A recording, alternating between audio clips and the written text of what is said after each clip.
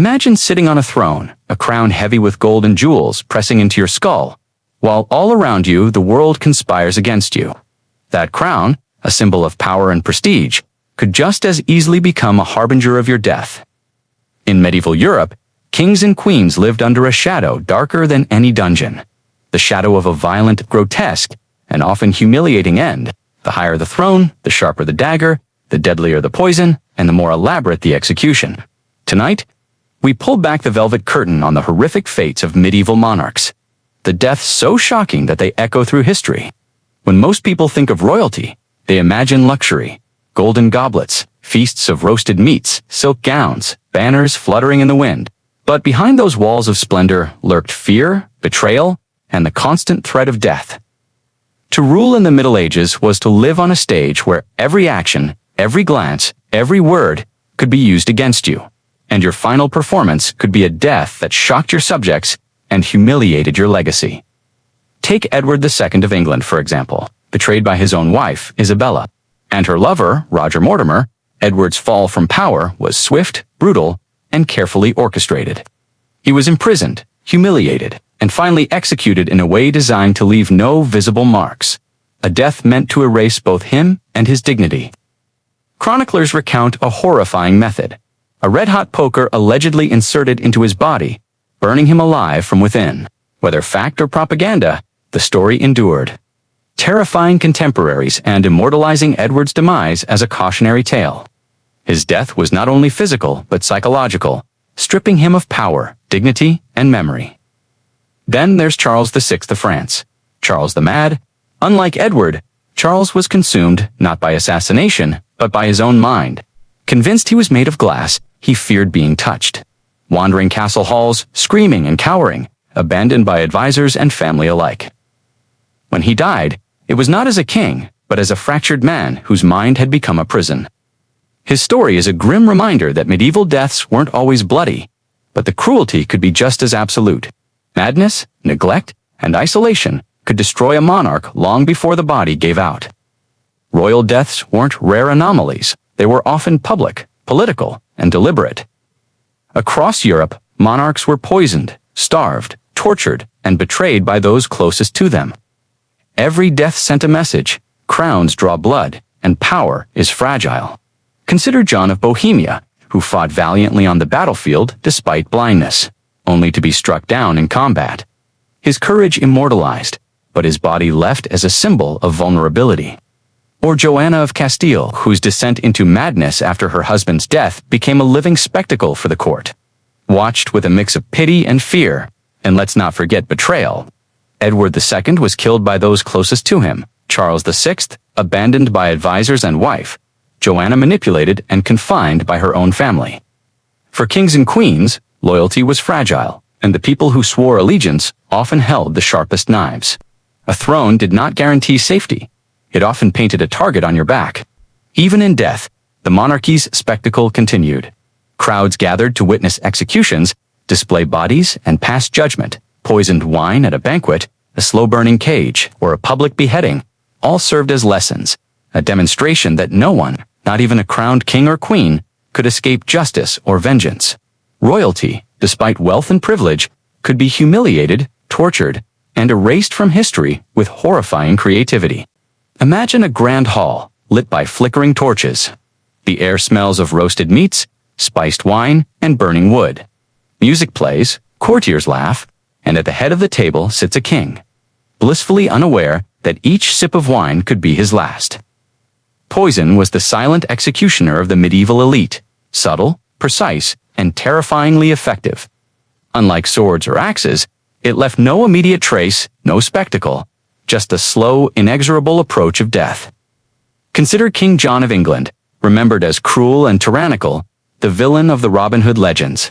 Rumors persist that he was poisoned, perhaps, by a monk unable to endure his cruelty, or perhaps by his own indulgence in overripe cider.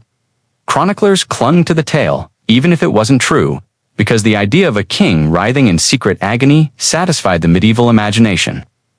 To die slowly, unseen, was to be haunted by fear, even in memory, a fate as terrible as public execution. Then there's Charles of Navarre, Charles the Bad. Known for his cunning and treachery, his death was allegedly accidental, but some whispered it was deliberate. He had been wrapped in brandy-soaked sheets to treat an illness, a common but dangerous medieval remedy. One night, a servant's candle ignited the sheets, and Charles burned alive in his bed. His screams reportedly echoed through the palace corridors.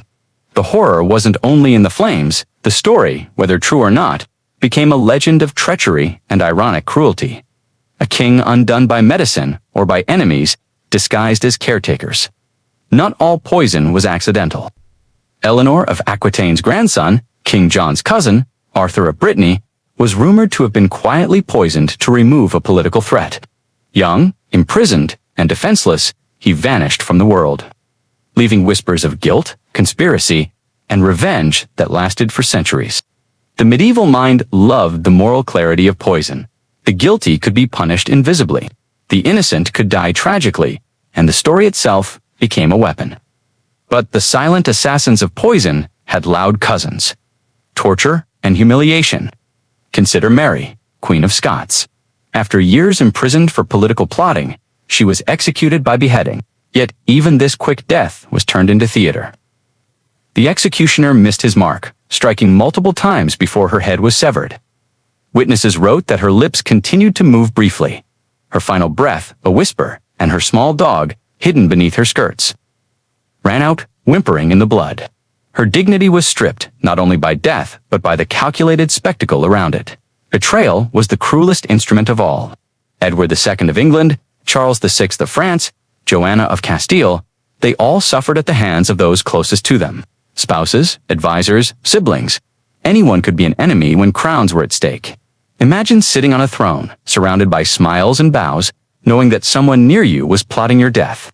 Every toast could be poisoned. Every handshake could conceal a dagger. Loyalty was a fragile illusion. Royal deaths were as much about message as mortality.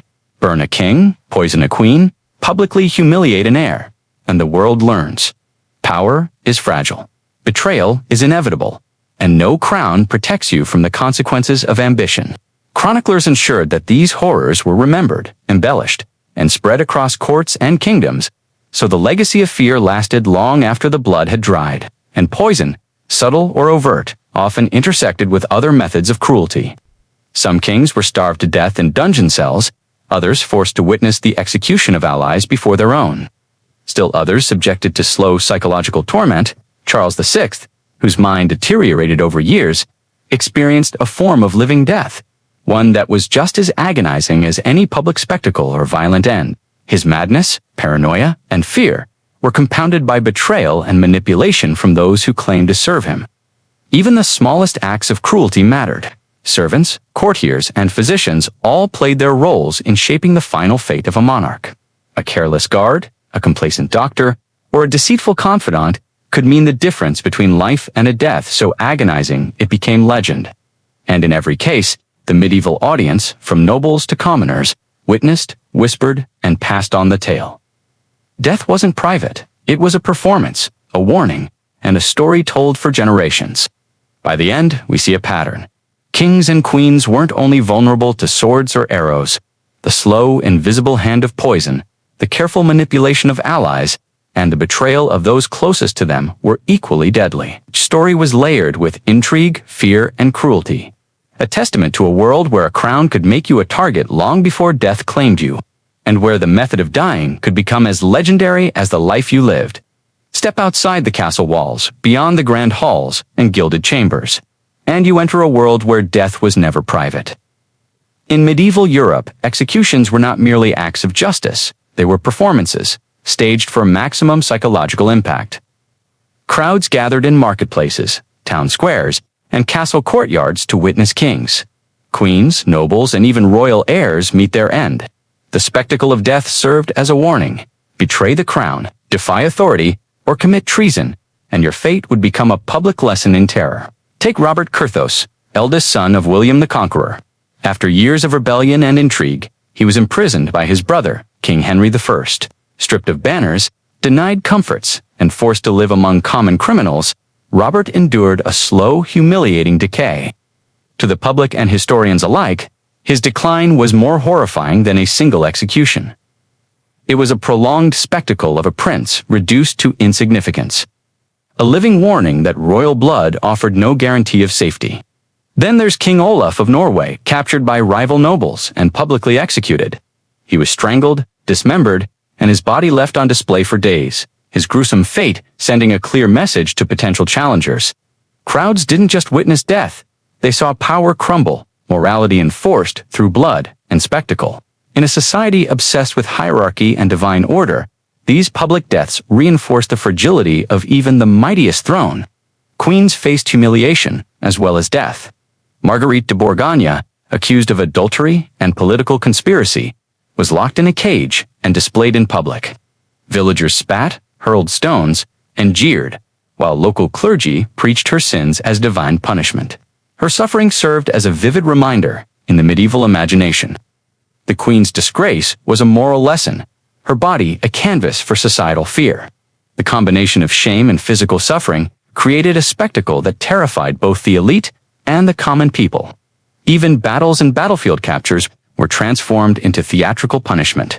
Captured monarchs were paraded through towns, forced to witness executions of allies, or coerced into public confessions. Richard of Cornwall, a younger son of English royalty, reportedly endured this type of ritual humiliation, kneeling and confessing alleged sins before gearing crowds. Chroniclers recorded these events with relish, emphasizing the power of public suffering and humiliation over private mercy. Some of the most chilling spectacles involved young heirs. Arthur of Brittany, a boy prince, was quietly imprisoned by King John of England.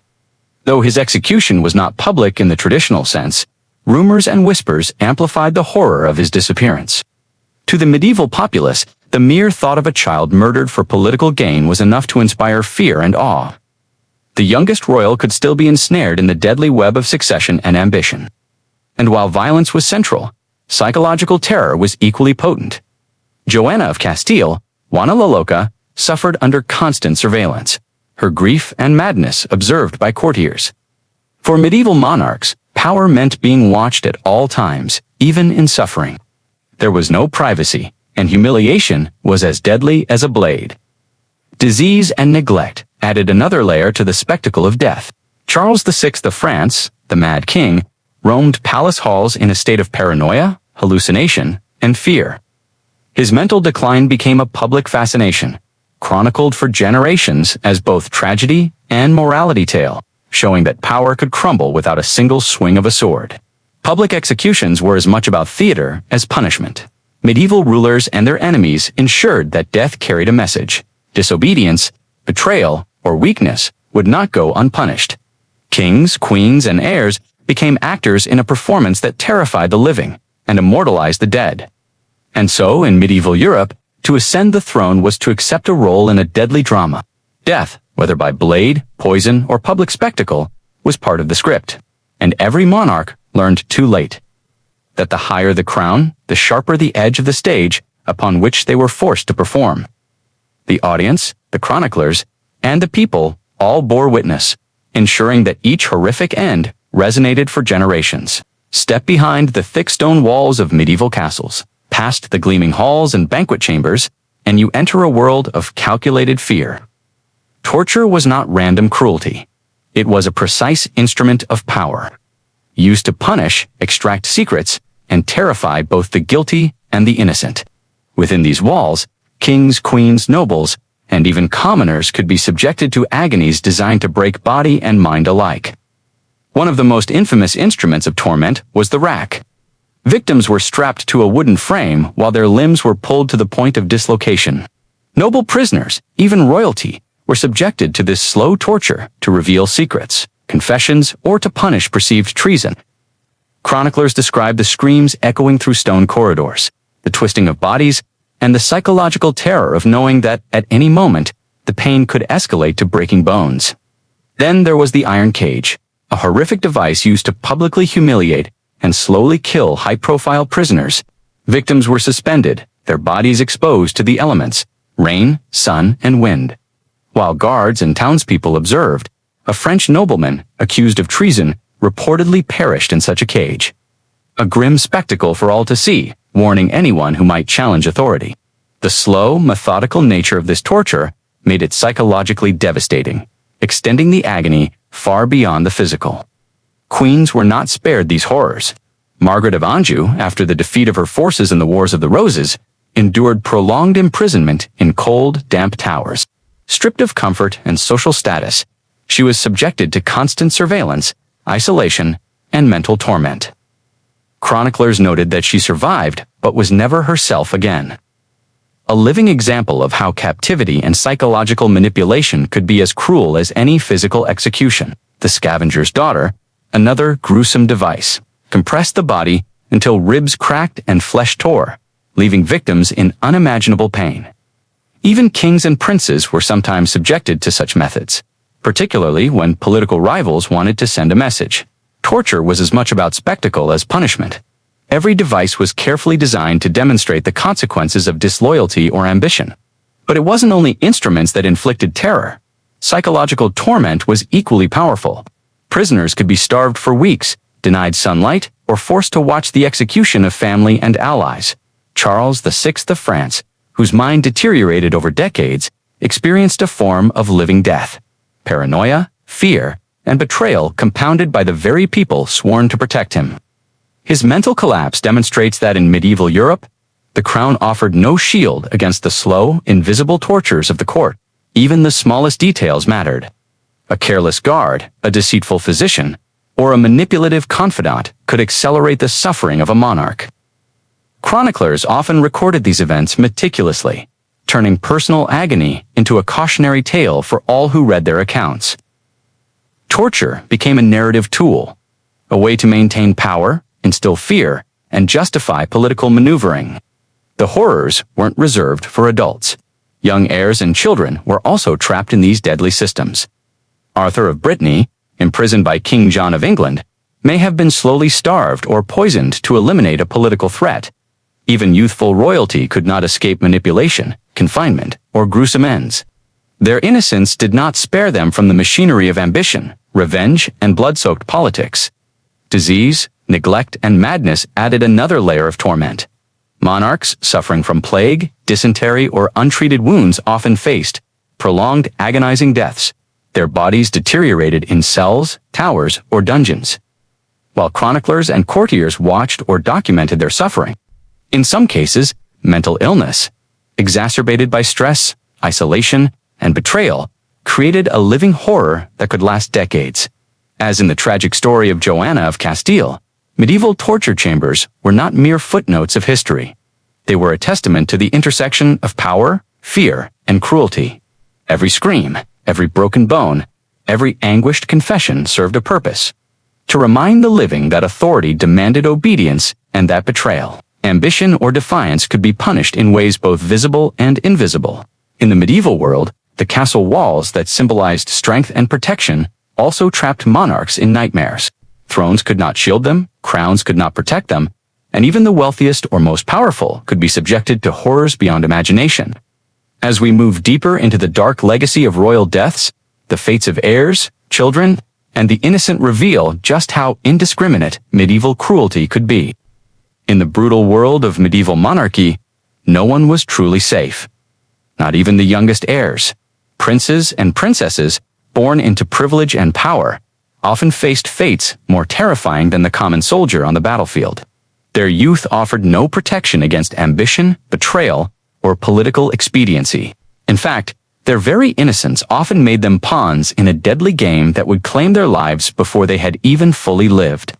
Consider Arthur of Brittany, a young English prince and a potential rival to King John. Imprisoned in a dungeon, he disappeared under mysterious circumstances. Chroniclers hinted at starvation, poisoning, or secret execution, though no definitive record survived. The uncertainty added to the horror. A boy, barely into his teens, erased from history by the very system meant to protect him. The whispers of his demise haunted the royal court for years, a chilling reminder that political advantage often outweighed familial loyalty. Edward V of England, one of the infamous princes in the Tower, met a similarly tragic fate. After his father, Edward IV, died, Edward V and his younger brother were confined to the Tower of London by their uncle, Richard, Duke of Gloucester. They vanished without a trace, presumed murdered. Their short lives were overshadowed by fear, betrayal, and a calculated power grab, leaving history with one of its most haunting royal mysteries. The world watched as innocence was crushed beneath the weight of ambition. Princesses, too, were caught in the crossfire. Blanche of Castile, though initially celebrated for her intelligence and beauty, endured confinement and political manipulation when her family fell from favor. Young royal women could be used to cement alliances, then discarded, imprisoned, or married off against their will. Their fates determined entirely by strategy rather than compassion. Some were accused of treason, adultery, or witchcraft, facing imprisonment or public humiliation that would scar them for life. Even infants were not spared. In dynastic conflicts, newborn heirs could be kidnapped, poisoned, or quietly starved to eliminate potential threats. The War of the Roses in England is full of such chilling examples. Babies of rival factions were considered obstacles to be removed, their lives sacrificed in the relentless pursuit of power. To live as a royal child in medieval Europe was to grow up under constant threat, where your very bloodline could make you a target. The psychological toll was just as deadly as physical threats. Children watched their families betray each other, witnessed executions of relatives, and were forced to internalize the precariousness of power from a very early age. Joanna of Castile, Juana la Loca, endured not only personal grief, but also the slow realization that her family sought to manipulate, confine, and control her, and by extension, her inheritance. Her mental decline and eventual imprisonment were shaped in part by the trauma she experienced as a royal daughter. A powerful but vulnerable figure. Disease and neglect added another layer of horror. Royal children living in castles often suffered from malnutrition, outbreaks of plague, and unsanitary conditions. In many cases, caretakers loyal or malicious had enormous influence over whether a child lived or died. A misplaced cure, a locked tower, or even intentional starvation could mean the difference between life and death. For heirs, growing up was a constant gamble with mortality. Some young royals became unwilling participants in cruel political theater. Public displays of punishment, such as confinement in cages or forced witnessing of executions, were intended to educate or intimidate. But for children, the trauma was lifelong. Chroniclers relished these stories, amplifying the terror for their audiences, ensuring that the fear of losing favor, crown, or life extended across generations.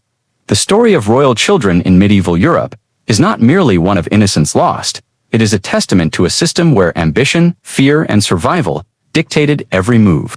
Young lives were expendable, and their suffering often became the most compelling narratives of the time. They remind us that in a world obsessed with crowns and succession, even those born into privilege could not escape a life or death designed by others. In the medieval world, crowns did not protect against the most insidious killers, disease, madness, and neglect. While swords and poison ended some monarchs abruptly, others suffered long, agonizing declines, their bodies and minds ravaged while courtiers watched, chroniclers recorded, and enemies waited. These slow deaths were a theater of horror in their own right, terrifying in the subtle, relentless way they consumed kings and queens. Consider Charles VI of France, Charles the Mad, whose story is a chilling testament to the cruelty of fate. Once a brilliant ruler, Charles's mind began to unravel in bouts of paranoia and hallucination. He believed he was made of glass, refusing to be touched, for fear he would shatter. He wandered palace corridors in a state of filth and terror, ignored by advisors who were either too afraid or too calculating to intervene. His physical decline was compounded by his mental torment, creating a prolonged spectacle of suffering that both fascinated and horrified contemporary observers. The madness of a king became public entertainment, a warning of divine wrath, and a lesson in the fragility of human power. Disease was another relentless force. Plague, dysentery, and smallpox claimed lives indiscriminately, sparing no crown. Edward III of England suffered from recurring bouts of illness that left him weakened and vulnerable to both political enemies and opportunistic rivals. Margaret of Anjou, after her fall from power, endured years of confinement in damp, cold castles where disease and neglect slowly eroded her strength. Even those who survived these conditions often did so with permanent scars, both physical and psychological. The horrors of neglect could rival the most violent deaths. Royal children, heirs, and even reigning monarchs could be left to starve, suffocate, or languish in isolation for months. Joanna of Castile, known as Juana la Loca, suffered from extreme confinement, with limited food, restricted movement, and the constant observation of attendants who alternated between cruelty and indifference. Her mental state deteriorated under these conditions, her grief compounded by the deliberate manipulation of her family. Slowly, she became a living ghost, alive yet imprisoned in her own mind and body. Medical practices of the time often exacerbated suffering. Treatments meant to heal could be deadly. Kings and queens were subjected to purges, bloodletting, and herbal concoctions that were as dangerous as the diseases they sought to cure. In some cases, overzealous physicians caused death by accident, while in others, these treatments were manipulated by enemies as subtle tools of execution. The line between medicine and murder was often indistinguishable. Even the psychological torment was carefully orchestrated. Monarchs were forced to witness the deaths of allies, endure betrayal from trusted confidants, or suffer the knowledge that their enemies were consolidating power while they weakened. Charles VI, again, provides a perfect example. Not only did he battle madness, but he also faced the constant plotting of nobles and relatives whose machinations ensured that his decline was as politically devastating as it was personally tragic. The king's suffering became a weapon, his instability a tool for others to seize advantage. Disease and madness were not limited to male rulers. Queens, princesses, and young heirs also fell victim. Epidemics often swept through castles and courts, claiming young and old alike. Princess Blanche of France, for example, endured illness compounded by confinement, political manipulation, and emotional neglect. Her body became fragile under the weight of these pressures, and her experience reflects the way medieval society allowed suffering to persist, as both punishment and spectacle. Ultimately, the slow torment of disease, madness, and neglect reinforced a grim lesson. No crown, no matter how radiant, could protect against the passage of time or the inevitability of decay. Medieval monarchs faced enemies both visible and invisible, and the horrors of their decline were immortalized in chronicles and tales, ensuring that their suffering resonated long after death. The stories of Charles VI, Joanna of Castile, and countless other royals reveal a terrifying truth. In the Middle Ages, death was not always swift, and survival was often a prolonged ordeal. To live as a monarch was to endure constant fear, betrayal, and vulnerability. And when the end came, it could be drawn out in a way that left both body and soul ravaged. As we move forward, we will explore the legacy of these deaths, how chroniclers, bards, and historians transformed the horror into cautionary tales, ensuring that the brutality of medieval monarchy echoed across generations. The crown demanded obedience, loyalty, and sacrifice, and sometimes it demanded the ultimate price, life itself. In medieval Europe, a royal death was never simply a private matter. It was a story, a spectacle, and a warning, carefully chronicled for posterity. Chroniclers, bards, and clergy amplified the horror, ensuring that each gruesome tale of kings, queens, and heirs reverberated far beyond the castle walls. The deaths of monarchs were transformed into morality plays, lessons in loyalty, ambition, divine judgment, and the perilous nature of power. The terrifying fates of rulers became legends that outlived their lifetimes, shaping both history and popular imagination. Take Edward II of England, whose death was whispered to involve a red-hot poker inserted into his body. Whether fact or fabrication, chroniclers seized upon the story, amplifying it over centuries to emphasize the king's humiliation and the consequences of weak rule. The gruesome detail repeated in manuscripts, letters, and oral accounts became a symbol of ultimate vulnerability. A crown could not protect.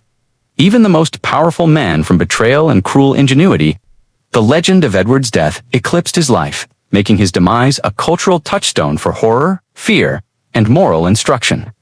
Similarly, the madness of Charles VI of France was chronicled with both fascination and dread. His delusions, fears, and hallucinations were transformed into tales of divine punishment and the fragility of human authority. Chroniclers depicted him wandering palace halls in a state of filth, screaming at imagined enemies, and convinced that his body could shatter like glass. To the public, his madness was a spectacle and a morality tale. Even kings could fall victim to the whims of fate, disease, and divine judgment. Stories of his decline were copied into histories, retold in courtly circles, and preserved in the annals of France, ensuring that his terror would be remembered for generations. Queens, too, became enduring symbols in the chronicles of horror. Joanna of Castile, confined and manipulated by her own family, was written about as the tragic figure Juana la Loca. Her grief, mental deterioration, and imprisonment were recounted in painstaking detail, emphasizing both her suffering and the ruthlessness of those who wielded power over her. Chroniclers often portrayed her not just as a victim of circumstance, but as a living example of the dangerous intersections of ambition, loyalty, and familial betrayal. Her story became legend, illustrating how even royal blood could not protect against manipulation, confinement, or psychological torment. The deaths of heirs and children were similarly immortalized. Arthur of Brittany vanished under mysterious circumstances, and the uncertainty surrounding his fate made the tale all the more horrifying. Young lives extinguished by political calculation became enduring warnings. Innocence offered no protection, and a throne could be both a gift and a death sentence. Chroniclers used these tragedies to demonstrate the ruthless efficiency of ambition and the fragility of dynastic succession, ensuring that each death resonated across courts and kingdoms. Even methods of death, poison, torture, starvation, public execution, were magnified in retelling.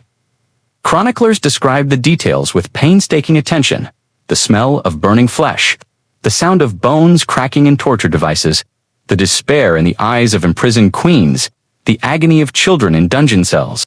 These stories were both news and morality lesson, shaping public perception of rulers while embedding fear into the collective consciousness. The spectacle of royal suffering became a tool of education and intimidation, warning those alive that power came with immense risk.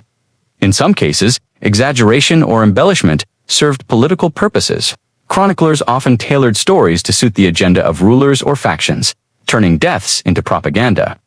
A king who died quietly of illness could be described as struck by divine wrath. A queen imprisoned for political reasons could be depicted as suffering under her own guilt or sin. The line between history and legend blurred, and the horror became timeless, a narrative weapon as powerful as any sword. Even centuries later, the fascination with these deaths persists. Books, films, and documentaries retell their stories with the same mix of fascination and dread. Edward II, Charles VI, Joanna of Castile, and countless others continue to haunt the imagination, because their deaths were not only tragic, but crafted into enduring tales of human vulnerability, ambition, and cruelty. Their suffering teaches us that power is never absolute, that the throne can be a trap, and that death in medieval Europe could be as theatrical as it was inevitable. Ultimately, the legacy of horror ensures that these monarchs live on, not just in history, but in myth, legend, and cultural memory. Their deaths were amplified, exaggerated, and immortalized, a testament to the way fear, ambition, and mortality intertwine.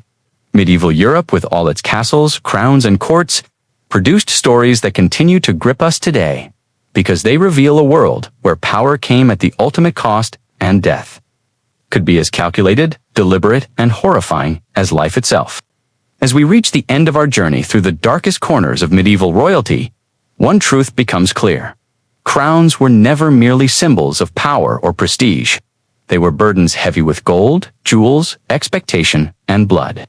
Every king, queen, and heir we have explored faced the relentless reality that to rule in the Middle Ages was to live under the shadow of death. Sudden, slow, brutal, and often orchestrated by those closest to them. Consider Edward II of England, whose death, whether by red-hot poker or other means, symbolizes the precarious nature of monarchy. Betrayed by his wife and her lover, his body became the ultimate stage for humiliation. His suffering, chronicled and mythologized, reminds us that even kings, with armies and wealth at their disposal, could be rendered helpless by ambition and betrayal. Power, it seems, could not shield him from the cruelty of fate. The tragic madness of Charles VI of France offers another angle on royal horror. He did not die by blade or poison, yet his life was a long, slow unraveling. Hallucinations, paranoia, and the terror of being constantly observed created a living nightmare, transforming his castle into both a prison and a theater of horror. Mental collapse, like violent death, could be weaponized by enemies and chroniclers alike. The slow suffering of a monarch could terrify more profoundly than a single moment of execution, because it stretched over years, eroding dignity, power, and sanity. Children and heirs, too, suffered under the same cruel system. Arthur of Brittany, Edward V, and countless unnamed royal children were caught in a web of ambition. They could not comprehend or escape. Poison, starvation, confinement, and psychological torment were not abstract threats. They were reality. Even in death, these young royals became symbols, their fates manipulated and remembered as cautionary tales of the dangerous intersections of bloodline and ambition. Queens, meanwhile, endured unique horrors. Joanna of Castile, Margaret of Anjou, and other royal women faced confinement, humiliation, and relentless observation. Their suffering was often invisible to the public eye, but no less horrific. They were trapped between political necessity and personal vulnerability, their lives defined by manipulation, betrayal, and the constant risk of psychological and physical torment. Their stories illustrate that royal power did not guarantee safety. It amplified exposure to cruelty. Even when death came naturally, it rarely provided mercy.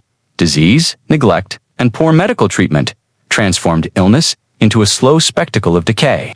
Chroniclers delighted in detailing the agonies of plague, fever, and mental collapse, ensuring that even the quietest death could be remembered as a warning. In medieval Europe, the line between natural demise and orchestrated suffering was often blurred, and the memory of death carried as much power as life itself. Public executions amplified the horror for everyone else. Kings, queens, and nobles were made examples in town squares and marketplaces, their deaths transformed into lessons in obedience and fear.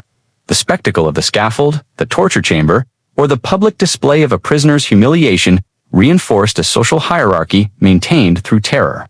For the populace, these events were more than news. They were morality plays, etched into memory with every scream, every sob, every visible sign of suffering. Chroniclers, bards, and storytellers ensured that the terror of royal deaths would persist for centuries.